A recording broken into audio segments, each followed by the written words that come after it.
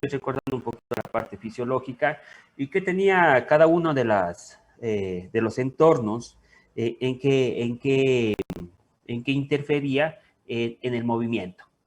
Entonces, habíamos hablado de lo que es el sistema periférico. Y cuando hablamos del sistema periférico, el sistema periférico tiene su parte sensora, ¿sí? O sea, donde captan todas las sensaciones del medio externo, ¿sí? Y van llevando a nuestro sistema nervioso central, ¿sí? Perfecto, hasta eso perfecto, ¿no es cierto? Va a captar y va llevando. La parte sensora está dado por las vías aferentes, y no es cierto que están en los vasos sanguíneos, linfáticos, en los órganos internos, en los órganos de los sentidos, en la piel, en los músculos y en los tendones. Ahí tenemos que, tenemos partes del sistema nervioso periférico que son exclusivamente para captar ese estímulo e ir llevando ¿a dónde? Al sistema nervioso, ¿sí? Y dentro de los músculos de los tendones, habíamos quedado, bueno, y esto es solamente una parte introductoria, existen los receptores sinestésicos articulares que modulan ese cambio articular, ¿sí? Que modulan ese cambio articular, perdón, aquí tengo esta rodilla, ¿no es cierto? Modulan sinestésicos articulares, están dentro de la articulación, y esto, ¿qué está haciendo? Está modulando esos cambios articulares que se dan ahí. Y al modular esos cambios articulares, ¿qué hacen? Que los músculos compensen los movimientos, ¿sí? Compensen ese cambio articular, ¿para qué? Para que la rodilla funcione y esté funcionando, fisiológicamente, sin tener desviaciones, variantes en la rodilla, ¿sí? Entonces, fíjense, esos receptores sinestésicos hacen eso, ¿sí? No es que el receptor sinestésico hace que funcione bien la rodilla, no. El receptor sinestésico coge, se capta, va al sistema nervioso y el sistema nervioso dice, contraigas este músculo más, este músculo menos, para que la rodilla pueda tener un buen funcionamiento, ¿sí? Entonces, esos son los receptores, parte del sistema nervioso periférico.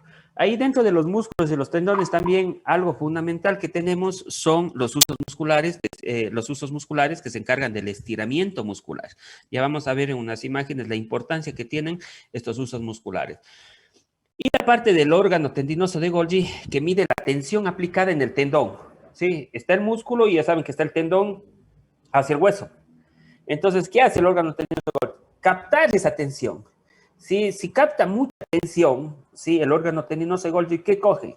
Coge y manda hacia el sistema nervioso para que el sistema nervioso diga, no, está mucha tensión, se va a romper. Es más una función de tipo inhibitoria del órgano tendinoso de Golgi, ¿sí? Y bueno, ya habíamos hablado también el día martes de los receptores propios que tenemos, mecanorreceptores, de la presión y el tacto, ¿sí? De la presión, tacto y estiramiento, que juega parte fundamental. Presión táctil, ¿no es cierto? De ese que le está molestando, ¿no es cierto? Está molestando ahí, sí, está en los receptores.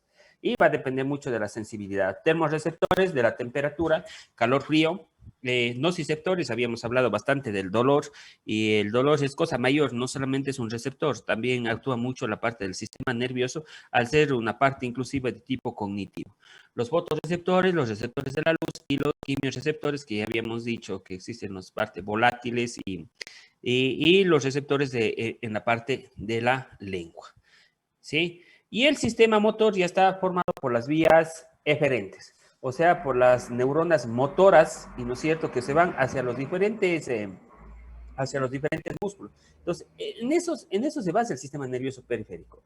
En la parte de los sentidos, ¿sí? Llevar la información procesada, parte motora, y no es cierto, da los movimientos, ¿sí? Claro que esa interacción, ese procesamiento de la información que tenemos en nuestro sistema nervioso, ya es las redes neuronales se van a pegar, se van a captar para poder dar esa información. Y dentro del sistema nervioso autónomo, ahí teníamos la parte del sistema nervioso autónomo del simpático y parasimpático. Siempre diferente acción. Si el uno dice hagamos esto más rápido, el otro dice hagamos esto más lento. Si decimos que aumente la frecuencia cardíaca, el parasimpático le dice no, es economía, vamos a ahorrar, no lata tan rápido el corazón. ¿Sí? Entonces el parasimpático activo más cuando estamos en calma, en reposo, y no es cierto, ¿sí? Siempre tendiéndose a los efectos que tiene el simpático. Mientras tanto que el simpático es ese sistema de lucha, huida, el cuerpo en crisis, ¿no es cierto? Cuando necesitamos correr más, cuando le estimulamos, cuando nos asustamos, está actuando el simpático, ¿no es cierto? Nos asustamos, ¿sí, no es cierto? Y el simpático comienza a hacer que lata más rápido el corazón. A veces necesitamos hacerle que el simpático actúe en algunos tipos de deporte, ¿sí?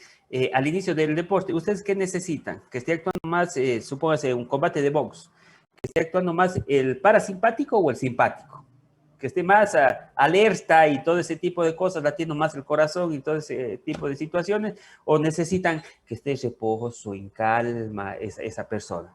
Entonces va a depender el tipo de deporte, ¿no es cierto? Para hacerle actuar inclusive al simpático, que actúe más el simpático y el parasimpático. Imagínense a una persona, no sé si hay aquí alguien que practique tiro con arco o tiro con arco y no es cierto, esas pistolas neumáticas, ese tipo de deportes, digamos en sí, que se dan. Imagínense que el simpático esté actuando en ese momento. ¿Qué será?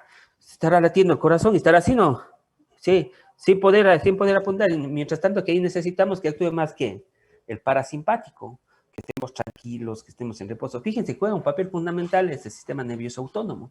Sí, inclusive para la parte deportiva, para la parte del inicio deportivo.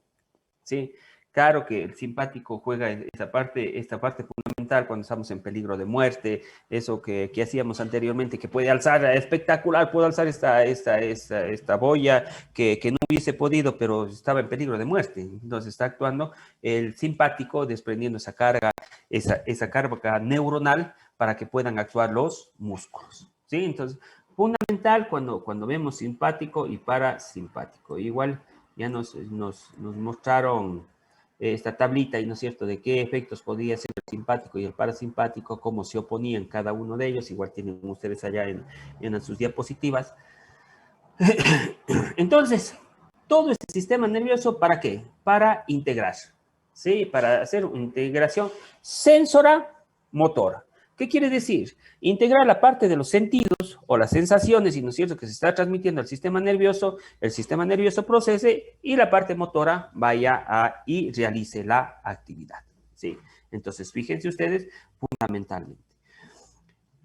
Funcionan en secuencia específica, por supuesto, ¿sí? Primero los receptores, sensores, cántabro sensorial, el impulso es transmitido por las neuronas al sistema nervioso, el sistema nervioso interpreta la información sensora y determina una respuesta apropiada. Ya vamos a ver en dónde son estas zonas del sistema nervioso, que son zonas sensoras, en donde se está captando, se está llegando a esa zona, y esa zona está reconociendo qué tipo de sensaciones son, y esa va a mandar ¿a dónde? A una zona motora, y esa zona motora va a mandar una respuesta. ¿Sí? Vamos a ver explícitamente algo sencillo, digamos en sí, sobre esa situación. Señales transmitidas al sistema nervioso, a las neuronas motoras, el impulso llega al músculo y se produce la acción. Esta es la integración sensomotora, ¿sí? Es la integración sensomotora que se podría dar. Fíjense aquí tenemos receptores sinestésicos articulares en la parte del tobillo. Estos receptores sinestésicos articulares, fíjense cómo van en azul y tanto van en verde.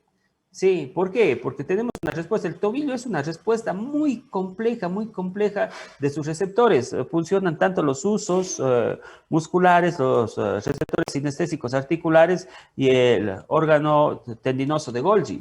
¿Sí? Funcionan y todos ellos están transmitiendo la información. ¿A dónde están transmitiendo? Al sistema nervioso para que sea procesada. Entonces, no nos cerremos que cuando decimos parte sensora, solamente lo que estoy viendo, ¿sí? Solamente lo que estoy escuchando son nuestros órganos de los sentidos, ¿no? Pero no solamente ahí tenemos la parte sensora, ¿sí? Tenemos los sinestésicos articulares, tenemos los usos musculares, que son parte fundamental cuando hablamos de la actividad física. Cuando hablamos de la actividad física es parte fundamental. ¿Y cuál será la respuesta? Ya si proceso, si no es cierto, el pie está inestable, ¿cuál será la respuesta? Hacer que se contraigan unos músculos más, otros menos. Eso es cuando nos paramos en superficies inestables o cuando ahora está mucho de boga trabajar lo que es la propiocepción, ¿sí? Trabajo en una superficie inestable, Sí, trabajo en una esponja, en una superficie inestable donde está mi pie y no puede nivelarse. ¿Qué estoy haciendo? Estoy mandando información a mi sistema nervioso para que los músculos actúen y para poder estar firme sobre una superficie inestable. ¿Sí? Se trabaja bastante lo que es la percepción y la propiocepción, ¿sí? Con la parte postural que es fundamental. Entonces, ahí se dan el estímulo, ¿sí? Aquí está un mecanorreceptor, ¿sí? Un mecanorreceptor llega al estímulo sensorial, se va al sistema nervioso, ¿no es cierto? El sistema nervioso puede mandar un reflejo sencillo que se llama y puede llegar hacia el músculo para que realice la acción.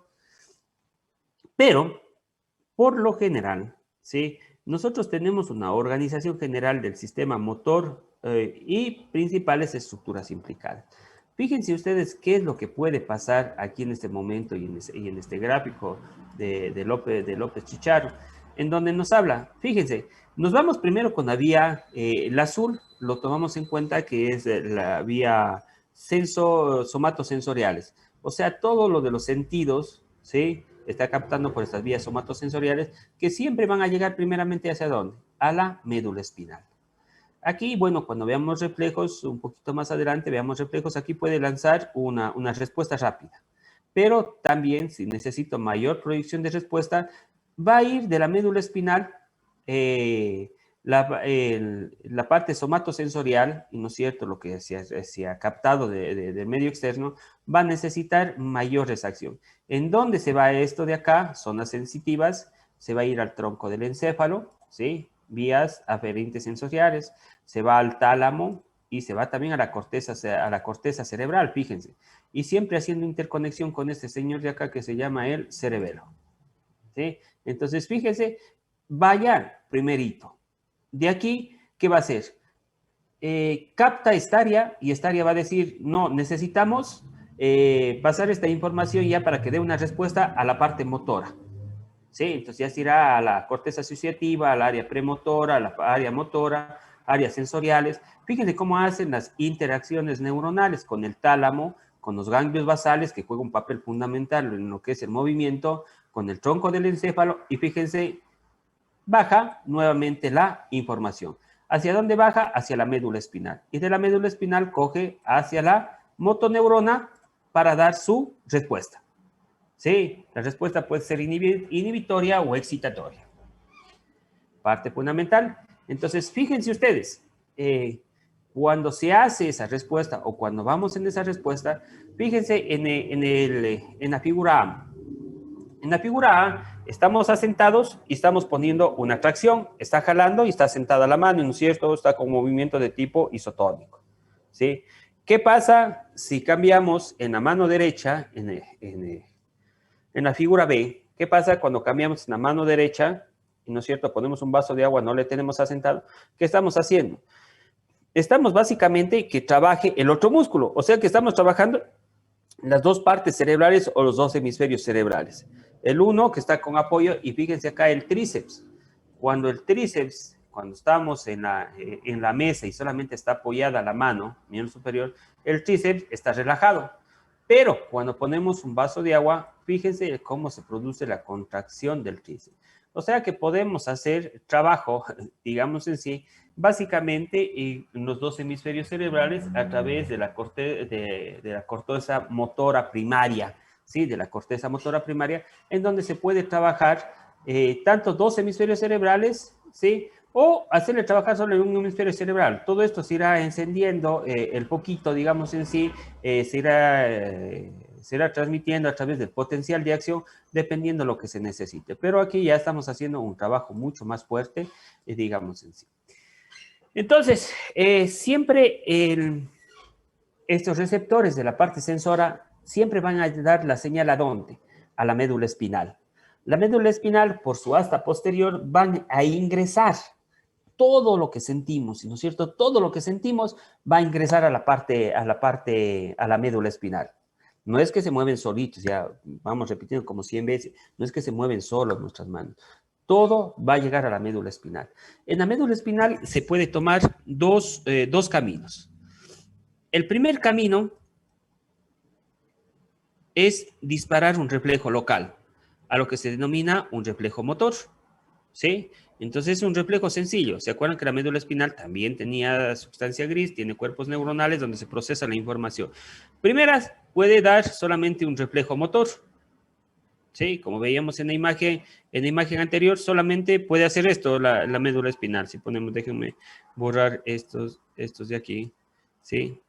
En el primer camino, o en el primer paso, ¿sí? En el primer paso, la médula espinal puede hacer esto, ¿sí? Puede solamente hacer esto. Llegó la información, se procesó la información y regresa la información rápidamente. O sea que solamente en la médula espinal hizo este trabajo. No se puede y no necesitamos llevar a procesar mucho la información. Disparó un reflejo local, ¿sí? Disparó un reflejo local.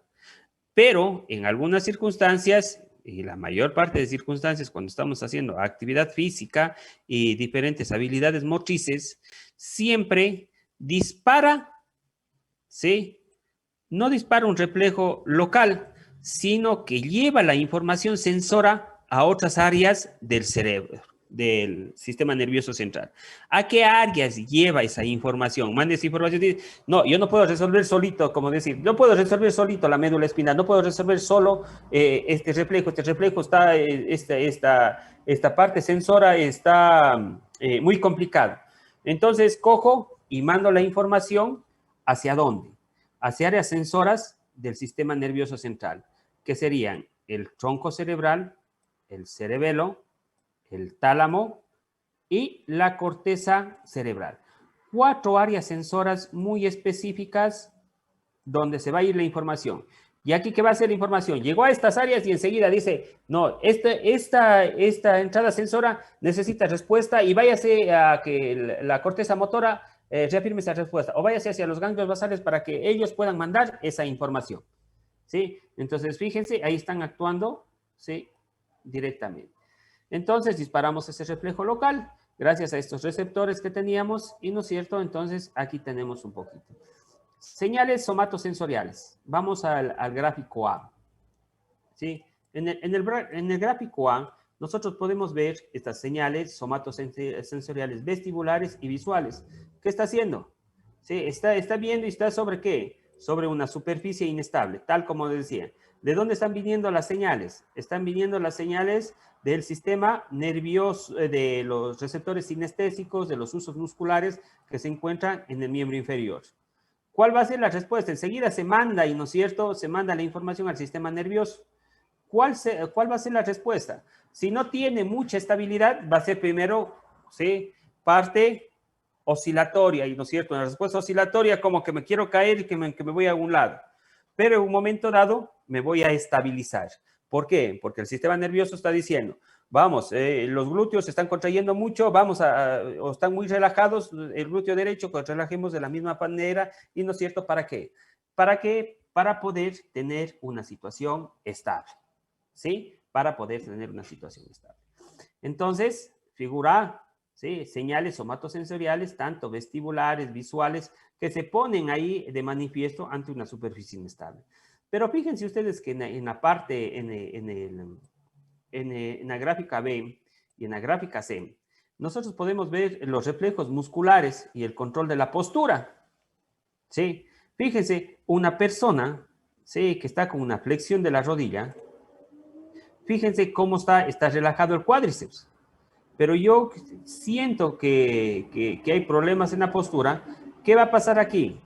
Va a mandar sus señales, ¿sí? Vía aferente, ¿sí?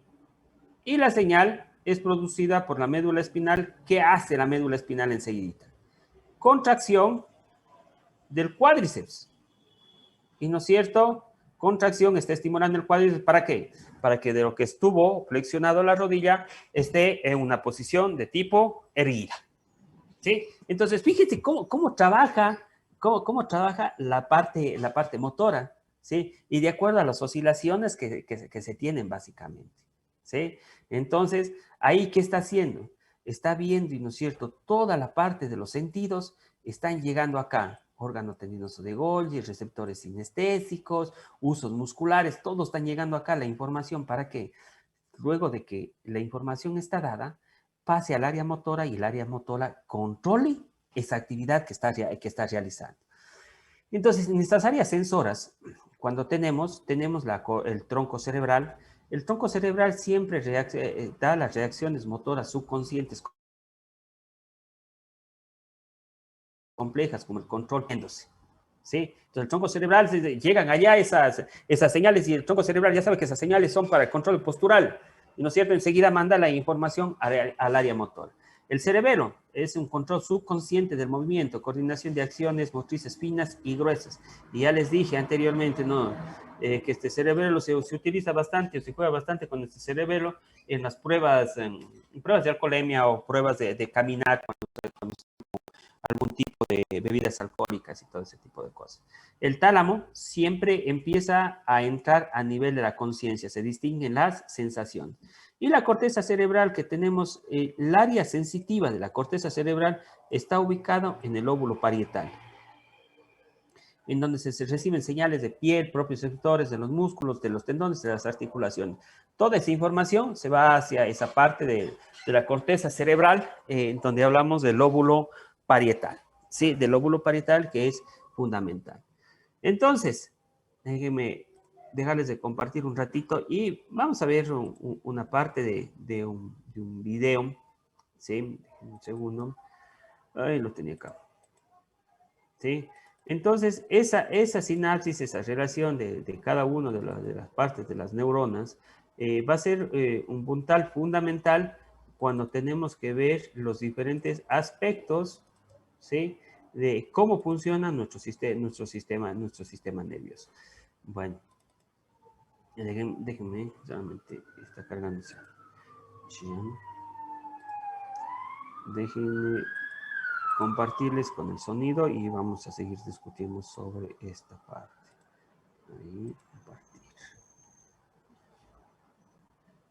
compartir sonido. Me dicen si está con el sonido. Yo pienso que está con el sonido, pero con todo me confirman algunos. La mayoría de las respuestas a los estímulos que recibimos son respuestas rápidas, inconscientes y automáticas que se llaman reflejos. Estas respuestas viajan por circuitos en que, en los casos más simples, están implicados tres elementos. El primero es el receptor que capta el estímulo. El estímulo viaja por los nervios hasta la médula espinal, donde se integra con otras sensaciones.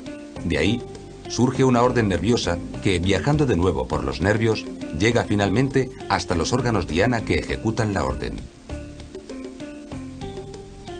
Uno de los reflejos frecuentemente explorado por los médicos es el que se produce al golpear con un martillo un tendón cualquiera. Al provocar el estiramiento del músculo, se provoca su contracción automática. Otro reflejo es el pupilar. El iris del ojo actúa como el diafragma de una cámara fotográfica, abriéndose o cerrándose. De esta forma, regula la cantidad de luz que entra en la retina. Cuando hay mucha luz, el iris se contrae y disminuye el diámetro de la pupila. De esta forma, se evita un exceso de luz dañino para la retina. Por el contrario, cuando hay poca luz, el iris se relaja y la pupila se dilata permitiendo que entre mayor cantidad de luz. De esta forma, se favorece la visión en lugar de ojos. Otra actividad refleja es la producción de saliva y jugos gástricos que se realiza ante la visión o el olor de la comida. Muchas veces, durante la deglución de los alimentos, se puede dar otra respuesta refleja de defensa del organismo, que es la tos. Su mecanismo impide que el alimento entre en los pulmones. Todos los reflejos tienen como finalidad defendernos de lesiones y son respuestas rápidas y automáticas no controladas voluntariamente por nosotros.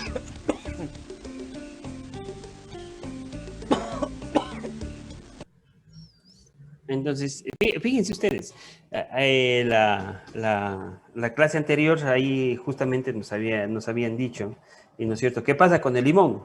Y no es cierto, y la saliva y la salivación. ¿Se acuerdan que estábamos en esa pequeña discusión? ¿Qué pasa con la salivación y qué pasa con el limón? Son actividades, son partes reflejas, son actividades reflejas que se tienen. ¿Se puede hacer actividades reflejas en la parte deportiva? Por supuesto, sí, pero estos ya son habilidades motrices, sí, habilidades motrices que vamos enseñando. Por eso ustedes dicen, ¿no es cierto? Pásame el balón, ¡ah! Ya tengo aquí, ya sé cómo poner las manos y todo ese tipo de cosas, ¿sí? Entonces, fíjense cómo se da esas actividades. Supóngase, si está un un centro, un tiro de esquina, digamos así, fíjense que la persona, ¿qué está haciendo? Está coordinando en la parte visual, está viendo cómo va a tirar el centro, está viendo la trayectoria del balón, está viendo cómo debe poner la cabeza para poder guiar al balón, y ¿no es cierto?, hacia el arco. Fíjense esa actividad que se va haciendo. Y esa actividad, nosotros, ¿cómo logramos conceptualizar y cómo logramos que eso se vuelva innato o se vuelva tipo reflejo? ¿Es a través de qué? A través de la repetición. ¿Sí? Por eso, cuando decimos, vamos a trabajar en higiene postural a que alguien se aprenda a sentar bien, ¿cómo haremos eso? ¿Sí? Lo haremos haciendo que una persona se siente bien, ¿no es cierto? Vamos a enseñarle que camine erguido. ¿Cómo haremos esa situación? Haremos justamente haciendo que una persona se vuelva o camine totalmente recto, ¿sí? Entonces, fíjense cómo son las diferentes instancias, cómo se puede trabajar, digamos en sí, en los diferentes reflejos, bueno, no reflejos, sino trabajar en la parte de actividad física para que luego se vuelva eso una parte refleja en las actividades que están haciendo cada uno. ¿Sí? Entonces, eso es parte fundamental y eso es lo que intentamos hacer con la repetición, ¿sí? Con la repetición tratamos de hacer esa actividad, ¿sí? Esa actividad que es parte fundamental. Pero ya integrado toda la respuesta, y no es cierto, siempre en la parte del control motor se va a dar en 3 niveles. 1 en la médula espinal, 2 en las regiones inferiores del cerebro y en la área motora de la corteza cerebral. Siempre vamos a tener esos 3 niveles en donde, fíjense, área motora, ¿sí?, de la corteza cerebral, que ya nos hablaron cuando decíamos y hablamos de la parte anatómica.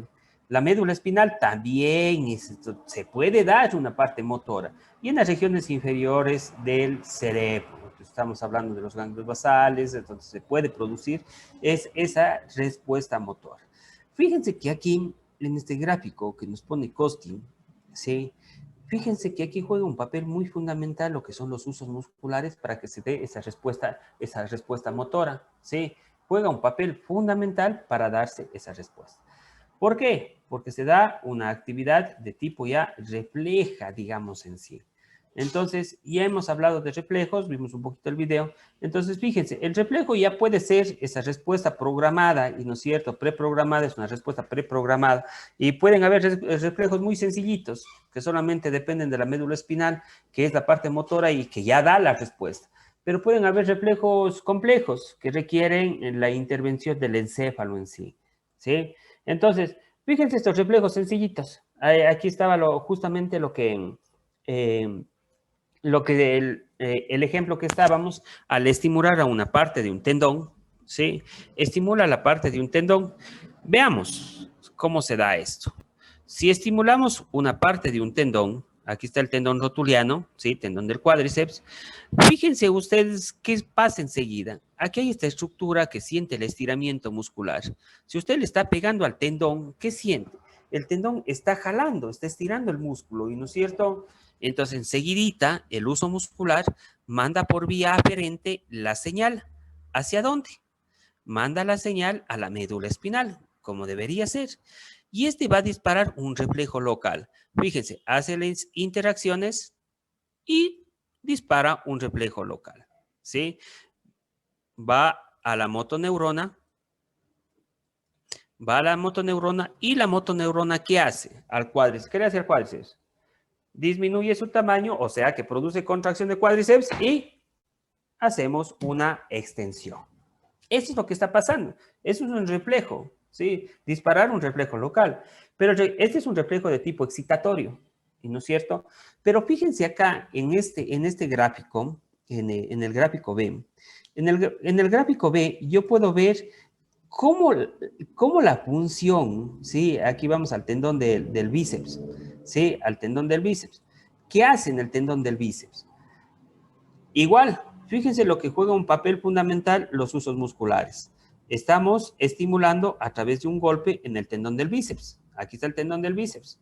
Estimulamos, ¿sí?, el tendón del bíceps. Los usos musculares están captando ese estiramiento a través del golpe en el tendón.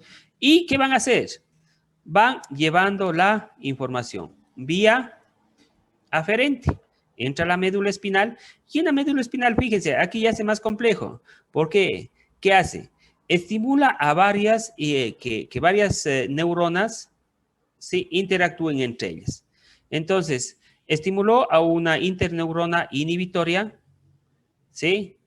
Y la motoneurona alfa. La motoneurona alfa se va hacia los músculos que necesitan hacer la acción, que necesitan hacer la flexión. Entonces, si tenemos aquí, golpeamos, hicimos esto, ¿no es cierto? Se está moviendo el bíceps, está haciendo la función del bíceps. Pero para que se mueva el bíceps, ¿qué tiene que hacer? Tiene que inhibir al músculo antagonista, ¿sí? Algo ya habíamos visto anteriormente. Entonces, si yo voy a hacer la acción, ¿qué tengo que hacer? ¿Sí? Pongámosle el 1, que actúe el músculo agonista, que sería el bíceps, dando la acción, pero también, fíjese, aquí la médula ya hizo algo más. Llamó a una interneurona inhibitora. ¿Para qué? Para que relaje al músculo antagonista de la acción. El músculo antagonista de la acción es la parte del tríceps. Claro que ahí también jugó vital importancia y estimuló también a un músculo de tipo sinergista, que es el braquial anterior. ¿Sí? Fíjense, tan complejo eso, pero si hago así nomás y ya está. No, esa es la acción, eso es lo que estamos estimulando, ¿no es cierto? Estamos inhibiendo uno y estamos estimulando otro grupo muscular de la misma porción. ¿Sí? De la misma porción estamos estimulando. Entonces, ahí podemos ver lo importante y la función importante que juega lo que se denominan los usos musculares. Usos musculares que controlan la longitud del músculo. Sí, o sea que son los receptores que controlan la longitud del músculo. Si hay algún cambio en la longitud, ellos están atentos. ¿Sí? Y estos usos musculares se dividen en fibras extrapusales e intrapusales. Intrapusales, que está compuesto por 4 a 20 pequeñas fibras musculares especializadas, ¿sí? Y las extrapusales, que se hallan entre las fibras musculares controladas por las motoneuronas alfas, ¿sí? Y bueno, mucha terminación nerviosa sensitiva para estos usos musculares. ¿Sí? Entonces, estos básicamente captan si se produce cualquier ligero estiramiento, ¿no es cierto?, en el uso muscular, enseguida, ¿qué está haciendo? Ya está mandando la información al sistema nervioso. Está mandando la información al sistema nervioso. Entonces, fíjense cómo son estos usos musculares, ¿sí? Ahí tenemos la estructura y la inervación del uso muscular, ¿no es cierto?, y los diferentes. Fíjense las fibras con núcleos de cadena, ¿no es cierto?, las fibras más grandes, ¿no es cierto?, y aquí tenemos la parte de los usos musculares, tanto intrapusales como los extrapusales, que estarían por afuera de todo esto de acá. Estos son los intrapusales. Entonces, reaccionan. Por eso se llama mucho, y no es cierto, entrenamiento neuromuscular, porque usted no puede entrenar la parte muscular si no está entrenando la parte nerviosa. Fíjense cómo actúan estos usos musculares. Aquí tenemos en esta imagen, ¿sí? Fíjense ustedes, nos da una bonita imagen para la apreciación de cómo el uso muscular manda la información, ¿y no es cierto a dónde? A la médula espinal para que ésta interactúe. Hablando de este mismo, si le estoy pegando aquí al tendón del bíceps, ¿no es cierto? Si aquí tuviera el martillito y le pegara al tendón del bíceps, fíjense cómo actúa. Mandan la información, el uso muscular, ¿sí? Interneurona inhibitoria, se va hacia la motoneurona alfa y luego va a venir la información. Unos van a inhibir y a otros van a estimular la parte muscular. Claro que estos usos musculares, fíjense la función que juegan, ¿sí? Si nosotros vemos en la figura A, ¿sí? Vemos a una persona con una carga, con un peso, ¿no es cierto? Perfecto, estoy con un peso, ¿no es cierto? Déjenme ver. Sí, vamos a poner acá este arco. ¡Pac! Estoy con un peso, ¿y qué está haciendo? Mi uso muscular captó, ¿sí?, el estiramiento del músculo y mandó la información, viene acá la información, ¿y qué está haciendo? Estoy sosteniendo, ¿sí? Perfecto. Pero ¿qué pasa acá? Cojo y pongo esto de acá, estoy sumando peso. ¿Qué pasa enseguida? Capta el uso muscular el estiramiento, ¿sí? Porque ya está mayor peso. Y manda enseguida la información, ¿para qué? Para que se recluten más unidades motoras y más fibras musculares y pueda seguir sosteniendo a 90 grados mi codo, ¿sí? Entonces, ese uso muscular juega un papel fundamental ¿sí? Juega un papel fundamental cuando vemos o cuando hacemos trabajos de tipo de carga progresiva, ¿no es cierto? Cuando ustedes están haciendo trabajos de tipo de carga progresiva, fíjense cómo juega ese papel fundamental estos usos musculares para trasladar la información al sistema nervioso y para poder realizar ese tipo de movimientos, ¿sí? Parte fundamental cuando tenemos. Fíjense cómo hace ese uso muscular también cuando hacemos o cuando agregamos un poco de carga, y no es cierto, fíjense, si estamos jugando con un balón, ¿sí? El balón medicinal, bajamos, enviamos el balón, y no es cierto, la carga se va a ir adaptando, el uso muscular va a hacer que se adapte ese músculo a la carga que vayamos teniendo o que vayamos poniendo en ese momento. Ya tal como un reflejo ya de tipo miotáctico, una respuesta de tipo combinada que se puede dar, ¿sí? En la extensión del codo. Y el otro que tenemos, básicamente, estamos hablando del órgano tendinoso de Golgi. Este órgano tendinoso de Golgi, fíjense, me gusta esta ilustración, y no es cierto, porque le hace, básicamente le pone, y no es cierto, ¿en dónde le pone? Le ponen el tendón.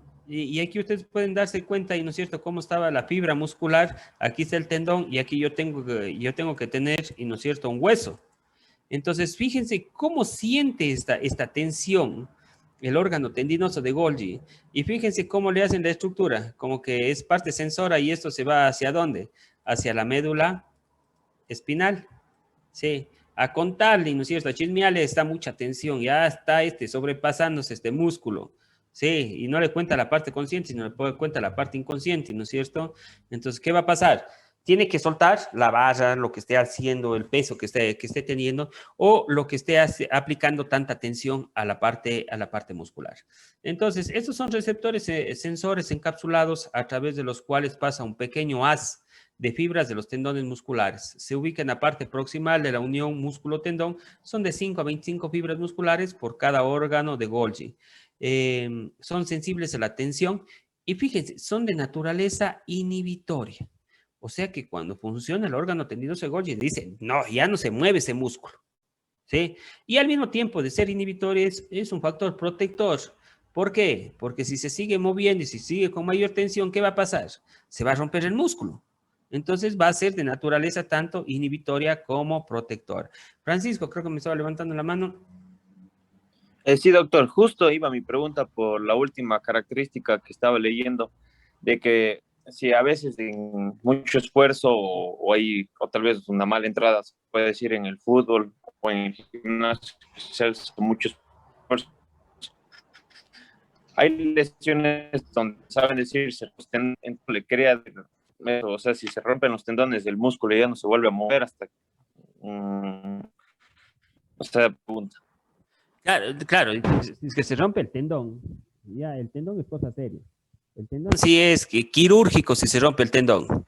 La parte muscular se puede romper, entonces ahí hay que medir el grado de que se ha roto y que hablemos de un desgarro muscular, grado 1, grado 2, grado 3, ¿no es cierto? Dependiendo de eso puede llegar a cirugía también.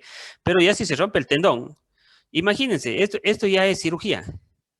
Sí, porque el tendón básicamente es la unión entre el músculo y el hueso. Si no tenemos esa unión, siempre se va, va a ser una causa de entrar, al quirófano, hablemos en sí.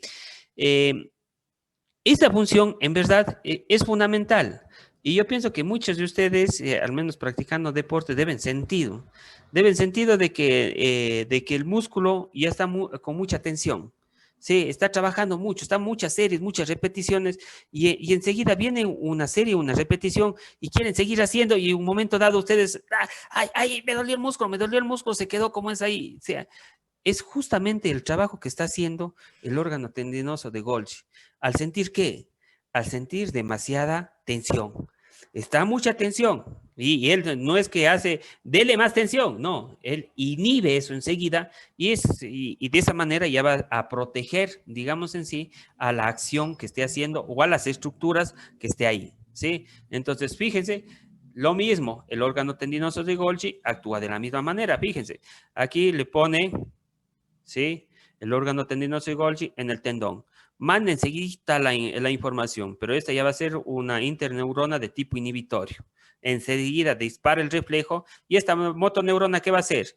¡Plac! Va a hacer que se trabe la función, que no se produzca más.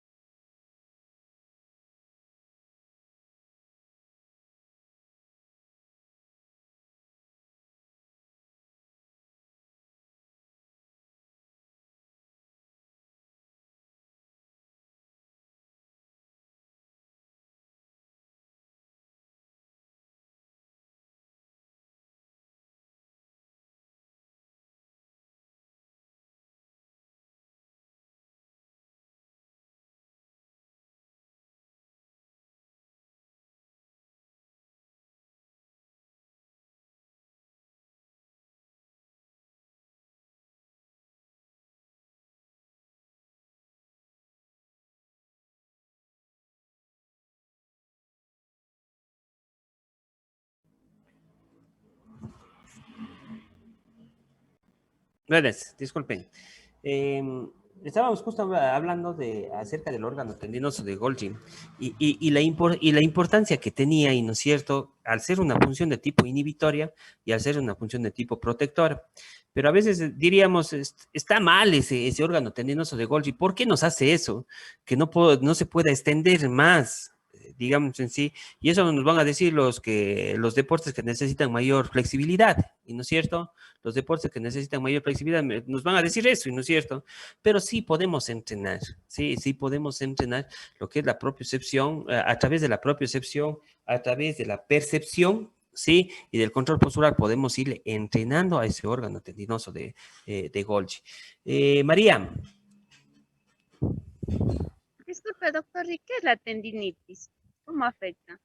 Bueno, la tendinitis es otra cosa. La tendinitis, todo lo que termine en itis es inflamación. Es una inflamación del tendón. Puede afectar, por supuesto, la tendinitis puede afectar ¿a qué? A la elasticidad del músculo. ¿Por qué? Porque al estar inflamado el tendón, ahí tenemos receptores que están mandando la información al sistema nervioso, que ese músculo no se puede estirar bien. Por eso comienzan a andar, ¿no es cierto? Si tengo una tendinitis del tendón aquilio, ¿qué comienzo a hacer? Ya no comienzo a caminar bien, ¿no es cierto? Ya no comienzo a mover bien el músculo, justamente por eso, por esta inflamación en el tendón. Y ahí ya estoy captando, sí, con el órgano tendinoso de Golgi estoy captando de que está inflamado, de que hay mayor tensión ahí en esa zona, de que hay mayor inflamación. Entonces mando a la corteza cerebral la información, ¿para qué? Para que la corteza cerebral inhiba, ¿sí? Esa acción. ¿Sí? Entonces, al ser una patología, al ser una enfermedad, la tendinitis, pero sí puede hacer eso. ¿De qué? De que se inhiba, ¿sí? De que se inhiba una función adecuada de ese músculo, en cualquier tendón, ¿sí? Porque ahí vamos a tener lo que se llama el órgano tendinoso de Golgi. Claro, las tendinitis, Perfecto. las inflamaciones. Sí, sí. Yo tengo una duda. Bueno, me estoy confundiendo. Se dice que el órgano tendinoso de Golgi sirve para la inhibición del movimiento del músculo. ¿Esta inhibición tiene algo que ver con el ácido láctico, con la acumulación del ácido láctico en el músculo? No, es totalmente diferente. Esa inhibición en el músculo es ya por el exceso de tensión. Sí, eso es por el efecto de tensión. Verá que el ácido láctico, nada que le paraliza al músculo en el sentido, por eso sí se acuerdan que yo les decía que antes se le acusaba al ácido láctico de la fatiga muscular. Sí, y cuando les decía fatiga muscular, la fatiga muscular puede ser de origen localizada o puede ser de origen central. La fatiga muscular de origen central está dado justamente por ¿quién? Por el sistema nervioso, donde no interviene absolutamente nada en el ácido láctico. El ácido láctico puede ser los niveles bajos, inclusive, en ese músculo. Pero mandó el órgano tendinoso de Golgi la información de que está demasiada tensión, ¿sí? De que está demasiada tensión en ese músculo, enseguida manda acá, ¿y no es cierto? Y produce una contractura o produce que no se mueva la sarcómera. ¿Sí? Entonces es totalmente diferente. El ácido láctico, ¿cómo es que produce la fatiga? Por eso la fatiga no solamente es ácido láctico, ¿sí? La fatiga puede ser fatiga de origen central. Y la fatiga de origen central es ¿de dónde? De acá. ¿Por qué? Porque fíjense que lo que ha tenido un montón de receptores, un montón de chismosos en el músculo y en el tendón, que enseguida le cogen y le van llevando la información al sistema nervioso. Dice, no, ya se está estirando mucho este músculo, ya mismo se rompe este músculo. No, inhibir, bla, se inhibe la acción. Y no hay nada que le diga a la parte muscular cuando dice la parte del sistema nervioso, cuando dice se inhibe una acción, se inhibe esa acción. No es como el ácido láctico que se puede, ¿qué? Si ya está mucho ácido láctico y está inhibiendo la acción, ¿qué puede pasar con el ácido láctico? Puede pasar al ciclo de Cori. Y el ciclo de Cori, ese ácido láctico puede transformarse nuevamente en glucosa, ¿para qué? Para dar nuevamente energía. Es totalmente diferente, fíjense la acción que tiene. Entonces, sí hay factores para la fatiga muscular que pueden ser de origen localizada y de origen central. ¿Sí? Entonces, ahí no nos confundamos en eso. O sea, está bien esa duda, pero no nos confundamos. Y vamos a ampliarnos más. Sí, por eso yo les decía que cuando hablamos de ácido láctico, el ácido láctico le tienen como el malo de la película, y no es el único malo de la película hacia la falta de rendimiento deportivo. Hablemos en sí. ¿Sí? Entonces, eso va a ser parte fundamental. Bueno, creo que sellamos con eso el día de hoy. Mañana terminaremos unas 3, 4 diapositivas que tenemos que nos faltan, digamos en sí, que nos faltan de escribir, pero lo que sí van a hacer ustedes es ya básicamente nos falta solamente los centros superiores del cerebro, sí, los centros superiores del cerebro, que eso nosotros lo tratamos rápido, pero yo les voy a poner una tarea. Yo le voy a mandar un correo a Jonathan, ¿sí? Con unos temas. ¿Cuáles van a ser los temas? Les pongo ejemplo. ¿Qué tema les pongo aquí? Aquí, pongo ejemplo lo que son el control postural. Al grupo que le toque el control postural, Jonathan hará el sorteo de los temas, ¿no es cierto? Después de que vean los grupos, son 6 o 7 temas, ¿sí? Y que vea el tema. Ejemplo, control postural. Entonces, yo me voy a control postural, pero no me voy solamente a control postural, que estoy así. No, yo quiero saber, ¿sí? ¿Qué parte del sistema nervioso es el que está actuando para yo tener ese control postural? Porque imagínense, yo estar así de pie, ¿sí? Y acá en el libro yo le tengo a estos del Palacio de Buckingham, ¿no es cierto?, en Inglaterra, que se encuentran así, y se encuentran 6, 8 horas solamente en esa posición. ¿Qué parte de mi sistema nervioso está actuando cuando yo estoy controlando mi postura? Cuando estoy ahí. Porque por gravedad, ¿qué debería pasarme por gravedad? Sí, la prueba de Newton, ¿no es cierto? Que mandaba la manzana y ¿qué pasaba por la gravedad? Caía. Sí. ¿Yo qué tengo que tener para después, para no caerme? Tengo que tener un control postural, o sea, tengo unos músculos antigravitatorios, ¿sí? Unos músculos que actúan frente a la gravedad, ¿sí? Y esos músculos, ¿qué van a hacer? Unos músculos se van a contraer, los otros se van a relajar, ¿sí? Entonces, yo quiero saber, ¿y no es cierto?, ¿qué partes de mi sistema nervioso están actuando cuando yo hablo de un control postural? ¿Sí? Un control postural. ¿Qué hago yo cuando hago, y no es cierto, lo que es propiocepción? ¿Sí? ¿Qué músculos están controlando o qué parte de mi sistema nervioso, no qué músculos, qué parte de mi sistema nervioso está controlando mi ciclo de la marcha, mi ciclo de caminar? ¿Qué partes del sistema nervioso se están activando cuando yo estoy caminando, cuando yo estoy marchando, cuando yo estoy corriendo? ¿Sí? ¿Qué componentes actúan en la propiocepción? ¿Sí? ¿Qué componentes actúan en la propiocepción? ¿Y cuál es el control del movimiento del sistema sensobiomotores? ¿Sí? Entonces, ¿cuál es ese tipo? ¿Qué partes de mi sistema nervioso estoy actuando? Son 7 temas, entonces ahí vamos a dividirnos, ¿no es cierto? Y vamos a formar grupos, no les formo aquí mismo para darles el tema por razones de tiempo, ¿no es cierto? Que estamos un poquito. Entonces, mañana comenzaremos una exposición de unos 10 minutos y luego comenzaremos con el análisis de cada uno de los temas que van a dar ustedes. Son 7 temas, hacemos 7 grupos, Jonathan, ¿sí? Y ahí usted mismo les sortea el tema, ¿sí? Les sortea el tema, les pone un número y les sortea el tema. Entonces, yo en este momento le mando a Jonathan el listado de temas, ¿sí? Pero ya saben, el tema va referido ¿a qué? ¿A qué áreas de mi sistema nervioso están funcionando? Cuando yo estoy con un movimiento automático, cuando estoy con un movimiento rítmico, cíclico, ¿sí? Cuando estoy caminando, ¿qué partes de mi sistema nervioso están trabajando ahí en ese momento? ¿Sí? Eso nada más. Nos estaríamos viendo el día de mañana. ¿Sí? Cuídense mucho. Un resto del día excelente para ustedes. Nos vemos mañana. Enseguida le mando a Jonathan. Chao, chao. Cuídense mucho. Chao, profe.